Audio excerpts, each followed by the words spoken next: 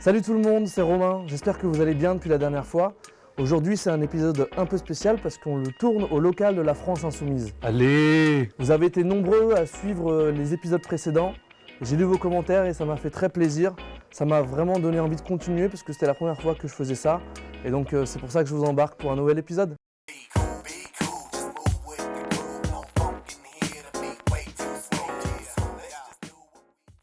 Aujourd'hui, on va ouvrir une nouvelle page du petit carnet de la France Insoumise. C'est la page numéro 4 qui s'appelle « Quoi répondre quand on me dit « J'aime bien Jean-Luc Mélenchon, mais… » Et si on te dit qu'on n'aime pas Mélenchon? Alors premièrement, on s'en fout, c'est pas le sujet.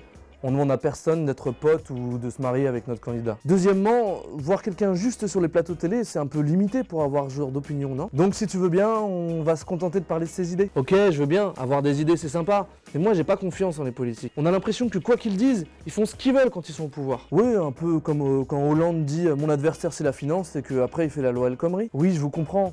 Et c'est justement pour ça que Jean-Luc Mélenchon propose la 6ème République. Il ne s'agit pas simplement de changer les institutions pour plus de pouvoir au Parlement ou aux collectivités.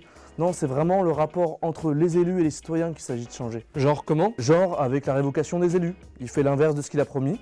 Les citoyens peuvent décider de faire un référendum révocatoire et convoquer de nouvelles élections. Ouais, pas mal. Et c'est pas que ça la 6ème République. C'est tourner la page de notre système politique et en réinventer un nouveau. Donner réellement le pouvoir au peuple, qu'on puisse contrôler les grandes décisions économiques dans notre pays, qu'on prenne le pouvoir dans nos entreprises. Vous savez, encore plus que les institutions, j'ai l'impression qu'on se fait voler nos vies.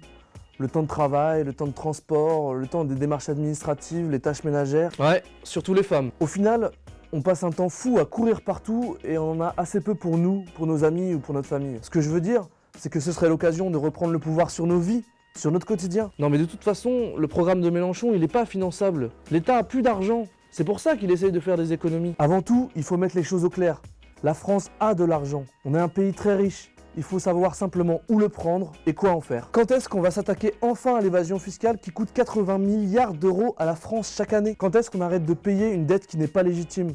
Est-ce qu'on construit un système d'impôts plus juste? Est-ce qu'on n'aide pas plutôt les petites entreprises qui créent de l'emploi plutôt que les grandes multinationales qui délocalisent? Est-ce qu'on ne permet pas à chacun de vivre dans des conditions décentes plutôt que de voir la pauvreté exploser en même temps que la fortune des millionnaires? On peut à la fois sortir les gens du chômage et augmenter les moyens de l'État, en relançant l'industrie par exemple, avec la transition écologique. Ça, c'est un vrai horizon de société. Ok, vous avez compris.